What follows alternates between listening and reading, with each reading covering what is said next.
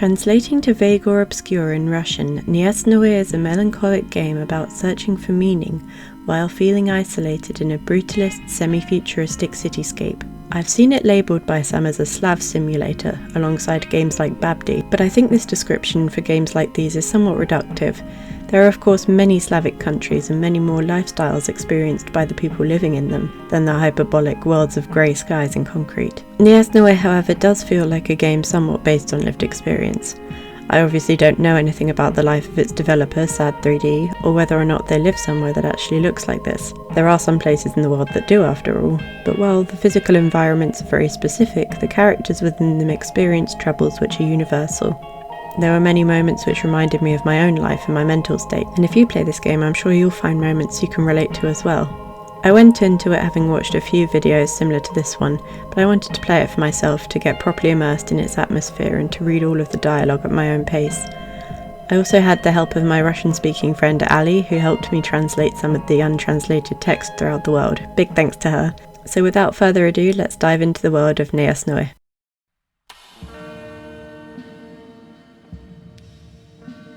The game opens in an area filled mostly with apartment buildings. It's night time, but the warm glow of street lamps and the lights through apartment windows provide enough light for us to see what's going on as we begin to look around.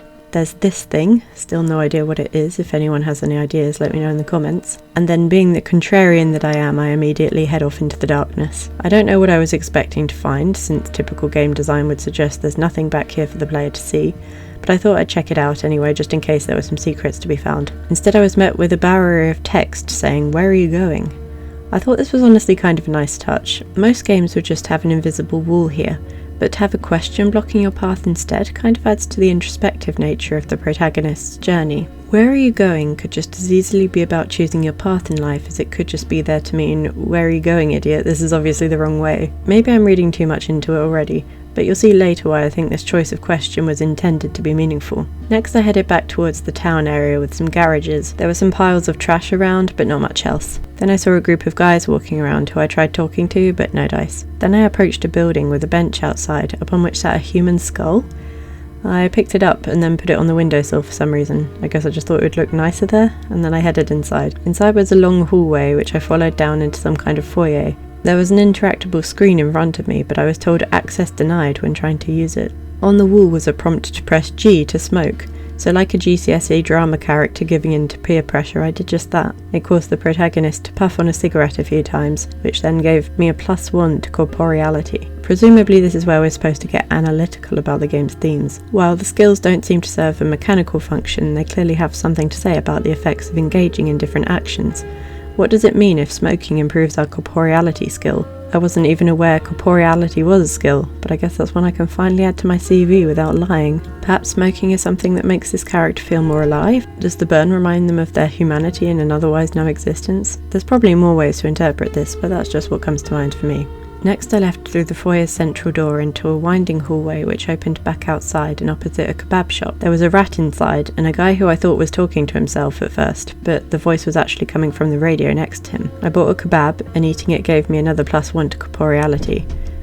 Kebabs are of course delicious, so does corporeality represent anything we consume for joy?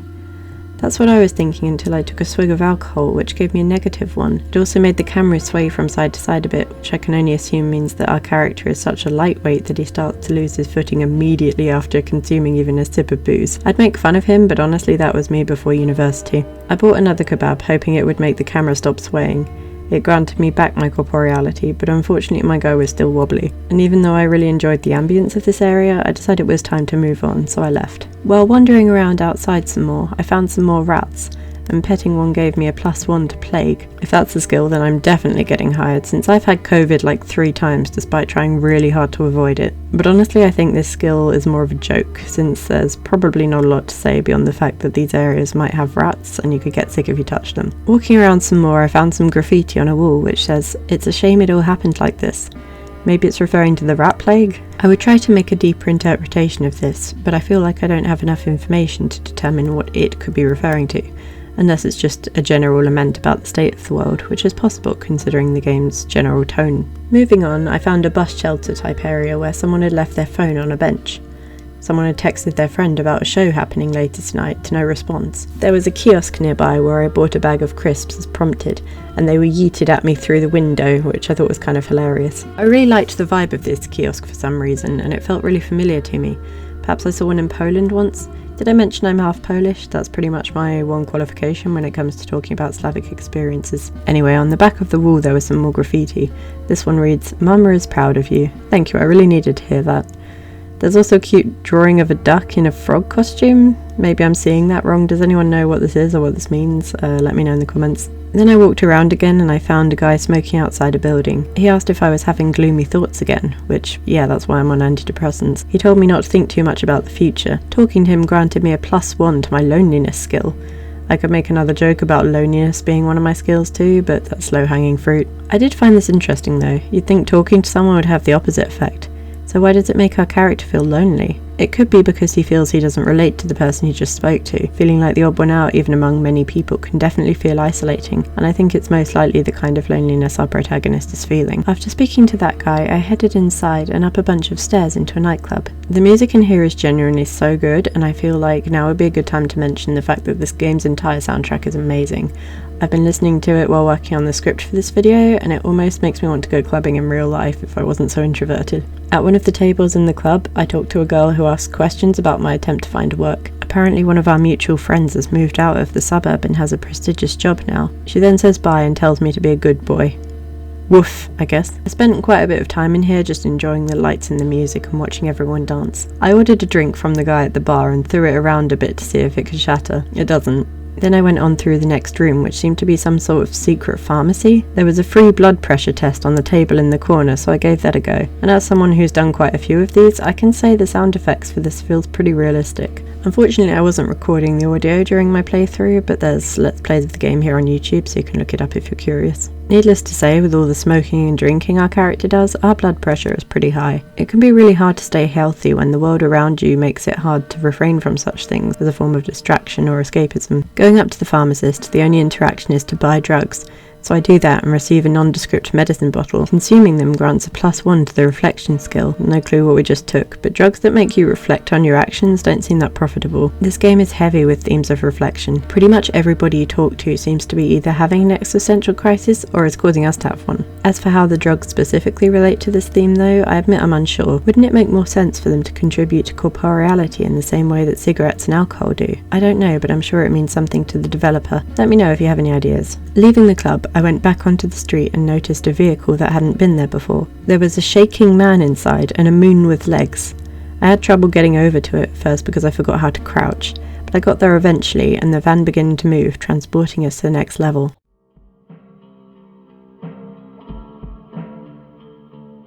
The game's second section opens up in a hipster arts district of sorts. It reminded me a lot of Loveless Avenue from Final Fantasy VII, with the architecture style and the theatre posters. I entered what I assumed was an apartment building and noticed a QR code behind a plant. I wasn't able to scan this one though, likely because the darker lines in the window texture behind it got in the way. But not to worry, there's a copy of the same code a little ways up the stairs. And what do you know? It leads to a Russian Wikipedia article for the word penis. That was a pretty good troll, not gonna lie. The use of QR codes as graffiti brings up the other semi-futuristic part of the game. In a door at the top of the stairs, we see a guy working on some circuit boards who asks us about our augmentations. Are we a cyborg? He asks if we even know how our body works anymore, and if we even care. It's an almost jarring moment in what otherwise feels like a fairly reality-grounded game. Don't get me wrong, I don't dislike this part. It asks some interesting questions, and I could totally see a sequel title set in the same world, but a few years on, which covers themes of transhumanism. There's media like that already, of course, but exploring it within the context of a post-Soviet society could give it a unique spin. After briefly talking to a depressed cyborg on the stairs, I continued upwards and found myself in a cosy library with soft yellow-green lighting. It felt like a secret place, maybe full of books banned by the government. There were also several paintings around, many of which felt familiar to me, but reverse image searching them led to no exact matches, despite the fact that they felt like they would be famous historical pieces. If anyone knows the names of any of these, please let me know in the comments, as it's possible that their inclusion could be symbolic. Perhaps the stories told within these images share narrative themes with the game, and if so, I'd love to explore this further. We then speak with the librarian, who's noticeably on her phone rather than reading a book. It's hard to tell whether she's speaking to the player or herself as she muses about punctuation in text and comic strips. The +1 to loneliness we gain from talking to her feels like a representation of how her monologue has alienated us, with words which sound meaningful and yet could just as easily be pseudo-psychological rambling for the sake of sounding thoughtful. It's not the first time I felt the game do this, and it won't be the last, especially not in the Arts District portion. I want so badly to believe that there is in fact meaning in these segments, because to assume otherwise seems anti-intellectual and potentially offensive to the creator who put a lot of time and effort into crafting dialogue which would convey whatever he wanted to say with it. Then again, if it is nonsense, maybe it in itself is deliberate nonsense, designed to convey the way the protagonist feels alienated by the world around him. It's very much a Schrodinger's meaning type situation, and since the game title can translate to vague or obscure, it seems that this ambiguity might be deliberate. Leaving through the library by the door I had entered, I continued up the staircase in the middle of the apartment building, and found a door which led to a long passage which sloped downwards into a dilapidated room with a beautiful mosaic tiled wall at one end. We're hailed over by a guy who seems to know us. He says we've been gone a long time and that we were missed. And also there's a show by a poet which is about to start. Talking with him actually gives us a -1 to our loneliness, which is really nice to see at last. Before going through to the show, I turned back to check if there was anything I missed, and I'm so glad I did, because it led me to one of my absolute most favourite areas in the whole game. Right at the top of the apartment building there's this little hideout in the attic, complete with cosy lighting, a mini fridge, hookah, and a stool to sit on. There's even a ramp which lets us walk out onto the roof and admire the skyline. The radio keeps us company as we soak up the atmosphere, alternating between classical music and a guy monologuing, both of which are really calming. I don't even know how long I spent in this area, but it was a long time for sure, as I was enjoying the vibes immensely and I didn't want to leave. Eventually I did though, and I headed back downstairs to where I found a guy seemingly passed out on the floor. I couldn't interact with him, and I was told simply to let him sleep.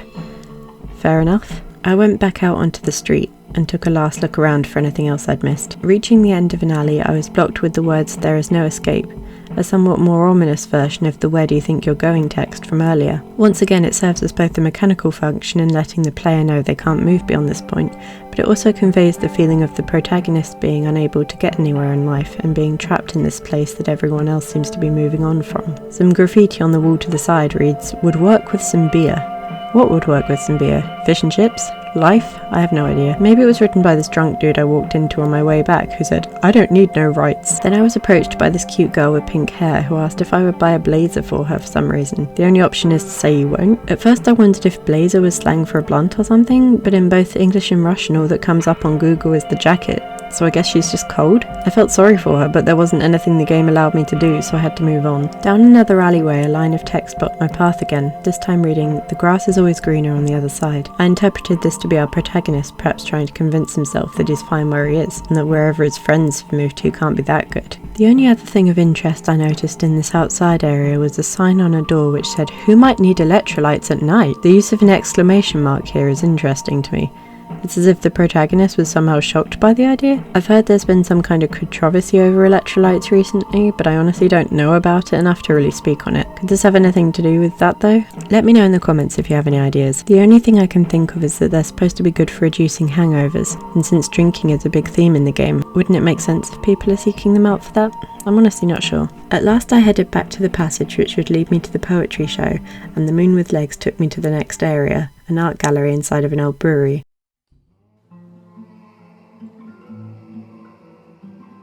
I spent some time looking at the paintings on the walls and feeling frustrated by the fact that they looked so familiar and yet I didn't recognise a single one. Sure, even as a recently graduated art student, I wouldn't necessarily know all of these, but presumably real historical paintings of this calibre would at least come up with a reverse image search. That's when I came to the realisation that these might be AI generated, which would be disappointing if so, but I don't want to say anything for sure in case they're not, especially if they're actually original works by the game's creator, although searching this Tower of Babel looking one did result in some similar AI images based on Bosch paintings, so there's that. The music in this area consists of a meandering acoustic loop accompanied by a man singing a melody which is at once low and dark, but also strangely calming. It mostly has the energy of a folk song with an alternative twist, which perfectly matches the vibe of the arts exhibition. I'd say it's my third favourite song in the game's soundtrack, after two other songs which I'll talk about later in the final segment. For now we head down the stairs to watch the poet perform his piece. You can actually go up on stage with him and walk around, which surprisingly no one seems to care about. The poem is short and sweet, so I want to read it to you guys, and maybe we can discuss its potential meaning in the comments.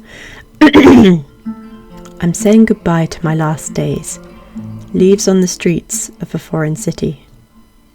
My neighbour was coughing all last night. What a beautiful life you gave me. Angels drag the strollers along the streets.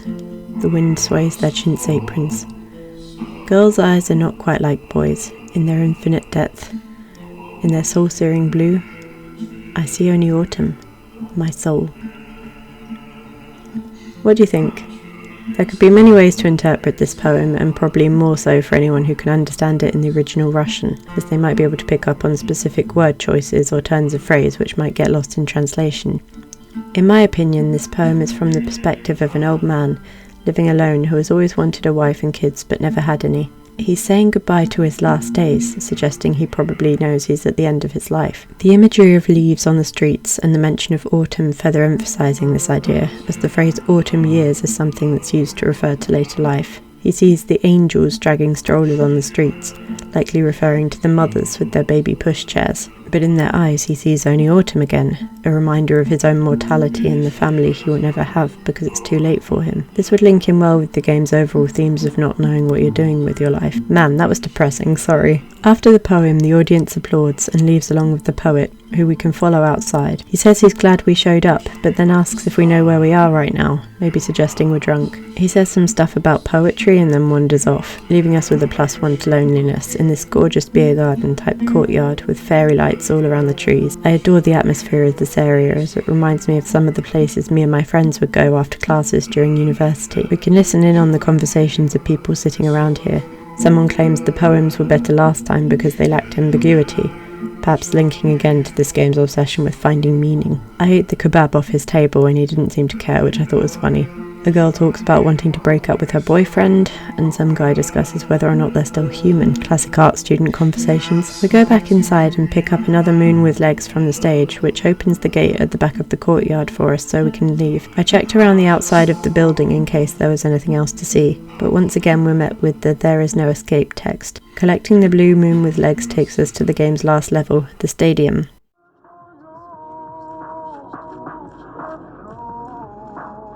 Stadium is a park-type area where a guy is exercising on some outdoor gym equipment, and another guy is running laps around the perimeter. Two girls are sitting on a picnic blanket listening to copyright-free music, the first track of which happens to be my second favourite part of this game's soundtrack. It's a song named Calling for You, and the original version is a fairly generic hip-hop type beat, and there's nothing wrong with that, but in Neyasnoe it's slowed down with added reverb which turns it into an absolute banger. I wish I could find it on YouTube or Spotify or anything, just so I could listen to it sometimes outside the game. Anyway, the girls listening to this song are, like everybody else in this game, having a philosophical conversation. One asks if the other can tell the difference between powerlessness and helplessness, and then what's the difference between helplessness and despair? The other girl says she doesn't know. Do you know? Tell me in the comments. The first girl then asks if everything in the world comes to an end, to which the other replies that she really hopes so. It's a depressing conversation, but it's totally in line with the half-joking, nihilistic sort of thing we would sometimes say at art school, so it's sort of nostalgic. We then head over to this piece of what I think is Arabic text under a street lamp, which calls a taxi for us and tells us to wait 1 to 2 minutes. You actually have to wait this long, which in real life would be an amazingly short amount of time for a taxi to arrive, but in the game it feels pretty long if you don't do anything else. I think you're supposed to use this moment to reflect on everything you've seen in the game, and maybe get into the mindset of the protagonist, wondering what you're doing with your life. I did this for maybe 30 seconds, and then went over to the girl's speaker so that I could keep listening to the music while soaking in the ambience and admiring the way the moths dance around the streetlight. Finally the taxi arrived and I got in. This was when my favourite song began playing. The slowed and reverbed version of Christic Dimension by Anonymous420 perfectly reflects the mood of the game's final moments. It's a party track turned melancholy, which just feels like rolling credits. I'm so glad it's here on YouTube, and the comments on that video seem to agree with me that it's the best song in the game. The taxi driver really hammers home the theme of living without purpose, asking us what our plans are when we get home. Are we going to fry potatoes and sausages and drink vodka at 3 AM in the morning? Not gonna lie, that sounds pretty good. But I get his point. It's probably routine for our protagonist and feels just as monotonous as everything else he's doing with his life. The driver then asks if we even have a job and what we're going to do when we need money. It's rude, but it also feels like he wants us to seriously think about this And he goes on to say he doesn't even remember when he started working as a taxi driver, and now it's all he does. He wants us to create a life we enjoy before we get trapped in one we don't. He tells us to look around, so I do. I look at the cute lace detailing on the car seats, at the sky full of pixel stars, and the ambient glow of the streetlights. He then says it's all the same and we're all empty and lifeless, which honestly I couldn't help but laugh at then, because even as someone who struggles with depression, I was having fun. I was enjoying the game's music and atmosphere, and I was already thinking about how I wanted to talk about it in a video. The game was here telling me life was meaningless while I found meaning in it. And I think that was probably the point. Again, I don't claim to know anything about Neyasnoe's creator, but if the game was indeed inspired by their own feelings of meaningless in life, then they found meaning by expressing that in the game. The taxi driver can tell we're feeling tired, and says it's okay if we want to sleep, so we drift off, and the game ends with the message, "The games are over." Ironically, despite this message, I've played the game many more times now. Even with its depressing themes, its atmosphere is absolutely iconic. It reminds me so much of art school, which I miss so much. And many of its areas provide great virtual spaces to just sit and think. I've been thinking about making video essays on games for a while now, and this was the game which finally convinced me to give it a go. Again, for a game about meaninglessness, it's given me some additional meaning to life, a new hobby to sink my teeth into, and for that I'm really grateful. Neyasnoe is available on Steam if you want to try it for yourself, and if you've played it, I'd love to hear your thoughts in the comments. This was my first video essay, so let me know how I did. If you enjoyed it, I would super appreciate a like and subscribe. And if you know of any similar games I should cover in the future, feel free to shout them out. Thank you so much for watching, and I hope to see you in the next one.